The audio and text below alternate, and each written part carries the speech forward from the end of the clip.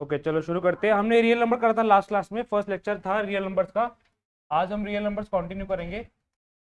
तो real numbers पिछले lecture में मैंने तुम्हें नाइन्थ क्लास का इंट्रोडक्शन दिया था। नाइन्थ क्लास का चैप्टर था नंबर सिस्टम, उसका इंट्रोडक्शन दिया था। तो उसी के आगे ही चैप्टर आता है रियल नंबर्स, ठीक है। अब रियल नंबर्स में हमने जो जो पढ़ा पिछली क्लास में नंबर सिस्टम के बारे में, वो तुम देख सकते हो पिछली वीडियो में, ठीक है। हमारा जो मेन कॉन्सेप्ट है आज का वो है HCF एंड LCM। HCF होता है हाईएस्ट कॉमन फैक्टर, और LCM है लीस्ट या फिर लोएस्ट, कुछ भी बोल सकते हैं, लोएस्ट कॉमन मल्टीपल। देखो, ये नाम से लोएस्ट है या लीस्ट है, पर हम किसी भी दो नंबर या तीन नंबर का HCF या LCM निकालते हैं। HCF की वैल्यू उन नंबर के इक्वल नंबर से कम आती है। सबसे कम वाली वैल्यू मोस्टली HCF वाली वैल्यू होती है, और LCM वाली वैल्यू जो होती है वो नंबर से बड़ी वाली वैल्यू होती है, ठीक है। रीजन क्या है? ऐसा नहीं है कि लीस्ट है इसलिए ये बड़ा हो गया, उल्टा चलेगा, ऐसा कुछ नहीं होता। लीस्ट कॉमन मल्टीपल का मतलब क्या होता है? अपन हम मल्टीपल की बात कर रहे हैं, और मल्टीपल और फैक्टर में बहुत फर्क पड़ता है। मल्टीपल और फैक्टर में बहुत फर्क होता है। फैक्टर मतलब होता है कॉमन वाली चीज जो निकल रही है बाहर, मल्टीपल मतलब जो मल्टीप्लाई करके आ रहा है। तो दोनों में चीज में फर्क होता है, ठीक है ना। HCF निकालने के दो तरीके होते हैं। पहले तो लॉन्ग डिवीजन। लॉन्ग डिवीजन जो होता है वो यूक्लिड्स डिवीजन लेमा है, ये कटा हुआ है मोस्टली, पर फिर भी हम लॉन्ग डिवीजन वाला मेथड करेंगे। रीजन क्या है? क्योंकि लॉन्ग डिवीजन वाले मेथड के कुछ क्वेश्चन CBSE में आते हैं। देखो, 10th CBSE जो काटती है और सैंपल पेपर मुझे देती है वो मोस्टली अलग अलग होता है। काट तो दे दिया उन्होंने ये चैप्टर, पर लॉन्ग डिवीजन के क्वेश्चन दिए हुए थे CBSE सैंपल पेपर में। और दूसरा मेथड होता है फैक्टराइजेशन, जिसको हम प्राइम फैक्टराइजेशन कहते हैं। तो जो कटा हुआ वाला टॉपिक है उसको हम करेंगे, पर बाद में, अभी नहीं। अब हाँ, कंफर्मेशन पूरी आ जाए, सैंपल पेपर पूरा आ जाए उसके बाद। तो अभी हम फैक्टराइजेशन वाला मेथड ही करेंगे, ठीक है ना। और LCM निकालने का मेथड तो हम फैक्टराइजेशन वाला ही यूज करेंगे। तो ये हमारा आज का टॉपिक है। और इससे रिलेटेड हम पहले करेंगे कुछ NCERT के क्वेश्चन जो बहुत ईजी क्वेश्चन है। फिर इस चैप्टर में ना वैसे तो कुछ ज्यादा डिफिकल्ट चीजें है ही नहीं। ये HCF LCM तुमने बचपन से पढ़ते आ रहे हो, तुम्हें अच्छे से आता है, तुम्हें निकालना भी आता है, तुम कर भी लोगे, और इनफैक्ट NCERT के क्वेश्चन अपने आप भी कर लोगे। अब आती है इन सब क्वेश्चंस के वर्ड प्रॉब्लम्स, जो NCERT में सिर्फ एक ही है, पर RD शर्मा में वर्ड प्रॉब्लम बहुत सारी होती है। तो वर्ड प्रॉब्लम करना जरूरी है उस टाइम पर हमारे लिए, ठीक है। वर्ड प्रॉब्लम बहुत बड़ी चीज होती है, जो इसमें समझना ही मुश्किल होता है कि HCF निकाले या LCM। तो तुमको एक चीज दिमाग में बिठानी है, HCF का मतलब होता है एक ऐसी वैल्यू जो नंबर से छोटी वैल्यू आए, और LCM का मतलब होता है एक ऐसी वैल्यू जो नंबर से, जो भी हमें नंबर गिवन है उसमें बड़ी वैल्यू आए। अब क्वेश्चन को देख के, कोई वर्ड प्रॉब्लम हो तो उस क्वेश्चन को देख के तुम्हें आइडेंटिफाई करना है कि इस क्वेश्चन में हमें जो वैल्यू निकालने को बोल रहे हैं वो बड़ी वैल्यू निकालने को बोल रहे हैं, छोटी वैल्यू। तो वो तुम दो तीन क्वेश्चन करोगे, अपने आप आइडेंटिफाई हो जाता है कि बड़ी वैल्यू निकालने को बोल रहे हैं या छोटी वैल्यू। अगर क्वेश्चन में तुमको समझ आ रही है ये चीज कि हमें इसमें बड़ी वैल्यू निकालनी है, मतलब जो नंबर्स गिवन है उनसे वैल्यू बड़ी आएगी, जो भी वैल्यू आएगी ना वो इनसे बड़ी वैल्यू आएगी, तो बड़ी वैल्यू का मतलब तुम्हें नंबर से क्या निकालना पड़ेगा? LCM। बड़ी वैल्यू के लिए LCM होता है ना।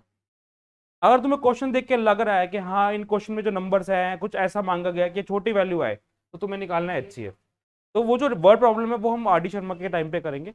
अभी NCERT में तो बहुत इजी चैप्टर है ये वाला, ठीक है। इस चैप्टर का दूसरा पार्ट ये होता है कि हमें प्रूफ करना है कि इरेशनल नंबर क्यों होते हैं, ठीक है, ये प्रूफ करना है। तो जो प्रूविंग है ना, इरेशनल नंबर क्यों होते हैं, उसका थ्योरेटिकल प्रूफ है। हाँ, वो थ्योरेटिकल प्रूफ है। वो थ्योरेटिकल प्रूफ तुम्हारा UT में भी आता है और फाइनल में भी आता है। 5 मार्क का क्वेश्चन होता है और 3 मार्क का क्वेश्चन होता है, दो टाइप के क्वेश्चन होते हैं उसमें। तो वो कंफर्म थ्योरेटिकल प्रूफ आता ही आता है, ठीक है। वो थ्योरेटिकल प्रूफ करना ही है हमें, फिर चैप्टर खत्म। इतना ही चैप्टर है, बिकॉज आधा चैप्टर कटा हुआ है इसके अंदर और ज्यादा चीजें, ठीक है। हाँ, वो चीज कटी हुई है इसके अंदर। बट मैं तुम्हें कह रहा हूँ कि जो चीज हमने पढ़ी है ये यहाँ तक खत्म करना, ये चैप्टर सफिशिएंट नहीं है। रीजन क्या है? इस चैप्टर में मोस्टली MCQ क्वेश्चन बनेंगे, चाहे वो UT का क्यों ना हो, ठीक है ना। तो जो MCQ क्वेश्चन होंगे वो NCERT से नहीं आते, वो आते हैं बाहर से। तो उसके लिए करनी पड़ेगी RD। तो फिर हम चैप्टर वाइज RD करेंगे उन चैप्टर्स की, क्योंकि तुमने 9th में जो RD करी थी वो करी थी सिर्फ एल्जेब्रा की, क्योंकि ज्योमेट्री की RD बाहर से नहीं आती। अब 10th में ज्योमेट्री तो बहुत कम है, सारे चैप्टर्स ही अलजेब्रा है, तो हमें 10th में पूरी RD करनी पड़ती है। तो इसलिए 10th बहुत बड़ी है, खत्म होने में टाइम लगता है। ये रीजन है 10th का, ठीक है ना। तो चैप्टर 1 के साथ साथ ही चैप्टर 1 की हम RD करेंगे, क्योंकि वो तुम्हारे UT में ही क्वेश्चन उस टाइप के आएंगे, और इस बार तुम्हारे ऊपर डिफिकल्ट आएगा, मैनेजमेंट चेंज होने की वजह से, है ना। तुम्हारे ऊपर हो सकता है इनसे भी ज्यादा डिफिकल्ट रहे, 7+ से भी। तो अब हम पहले तो हम शुरुआत में एनसीईआरटी कर लेते हैं। मैं तुम्हें बेसिक एक क्वेश्चन दे देता हूँ, वो क्वेश्चन समझते हैं पहले तो, ठीक है ना। जैसे हमने ले लिया 26 और 91, ठीक है। इसका मुझे एचसीएफ निकालना है और इसका मुझे एलसीएम निकालना है। तो एचसीएफ निकालने के लिए मैं दोनों का अलग अलग प्राइम फैक्टराइजेशन करते हैं। एचसीएफ निकालने के लिए प्राइम फैक्टराइजेशन हमेशा अलग अलग होता है, ठीक है। 2, 13, 13, 1, 13, 7, 7, 1। अब 26 के फैक्टर्स को हम लिखेंगे कैसे, 2 × 13, और 91 के फैक्टर्स को 7 × 13। तो एचसीएफ इनका हो जाएगा 13। बहुत इजी क्वेश्चन है क्योंकि कॉमन आ रहा है।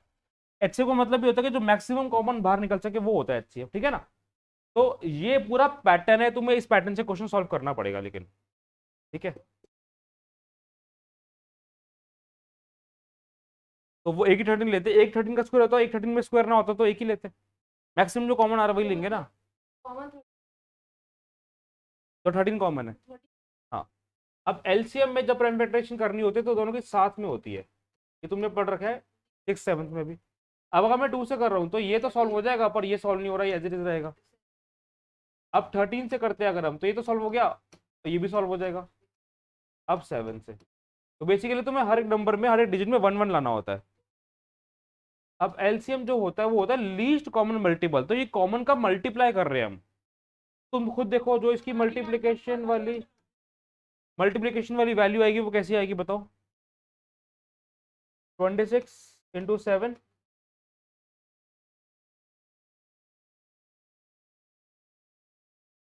चेक करो एक बार, यही आ रहा है ना।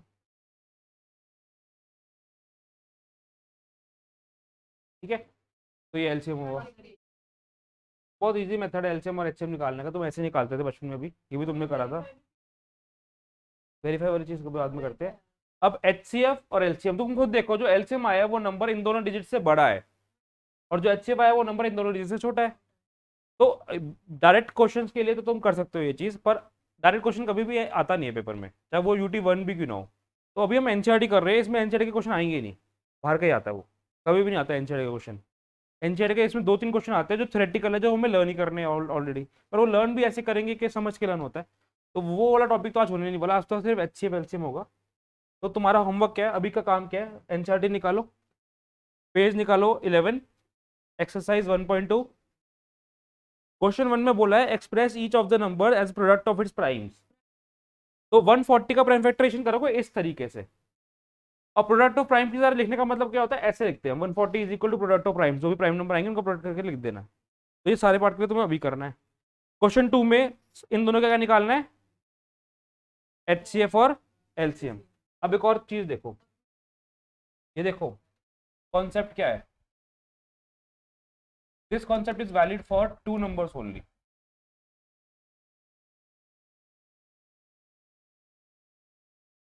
For 2 numbers, HCF into LCM. अगर दोनों नंबर का एचसीएफ निकाले, दो नंबर मान लेते हैं ए एंड बी, ठीक है। अगर मैं इन दोनों का एचसीएफ निकाल रहा हूं तो मैं लिखूंगा HCF of A and B. ऐसे लिखते हैं, लिखने का तरीका, एचसीएफ ऑफ को मतलब ब्रैकेट ए एंड बी, ठीक है।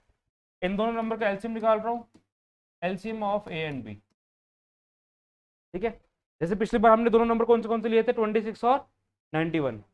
26 का एचसीएफ, इन दोनों का एचसीएफ कितना है और एलसीएम कितना है, that is equal to A into B, product of number. तो उसका मतलब हम लिख सकते हैं HCF into LCM of 2 numbers is equal to product of numbers. हाँ, तो अगर ये प्रूफ करने को आता है हमें, तो हम प्रूफ जब भी करते हैं एलएचएस आरएचएस को, तो हमें एलएचएस आरएचएस लिखना होता है, पता है ये चीज, इसके बिना प्रूफ नहीं स्टार्ट होगा। तुम इक्वल टू लिख दोगे वो गलत बना जाता है, क्योंकि तुम इक्वल टू स्टार्टिंग से ही मान रहे हो, हमें तो वो प्रूफ करना है। तो पिछले क्वेश्चन को ये करते हैं, पिछले क्वेश्चन का हमारा एचसीएफ कितना आया था, ये लेफ्ट हैंड साइड हो गया, राइट हैंड साइड हो गया। पिछले क्वेश्चन का एचसीएफ आया था 13 और एलसीएम आया था 182, नंबर थे 26 और, तो ये राइट हैंड साइड वाली चीज अनन्य तुम सॉल्व करो मल्टीप्लाई, और लेफ्ट हैंड साइड वाली चीज साहेब तुम सॉल्व करो मल्टीप्लाई। दोनों का आंसर सेम आना चाहिए, क्योंकि ये थ्योरम है, ये कॉन्सेप्ट है, समझ आया। कॉपी में कर लेते, बुक का छोड़कर।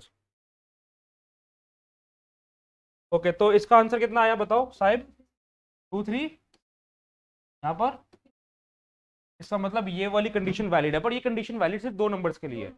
अब अगर 3 नंबर का एचसीएफ निकालना हो, 3 नंबर का एलसीएम निकालना हो, तो देखो ध्यान से, 3 नंबर का एचसीएफ निकालना है तो तीनों का अलग अलग प्राइम फैक्टराइजेशन कॉमन ले लेंगे, इजी।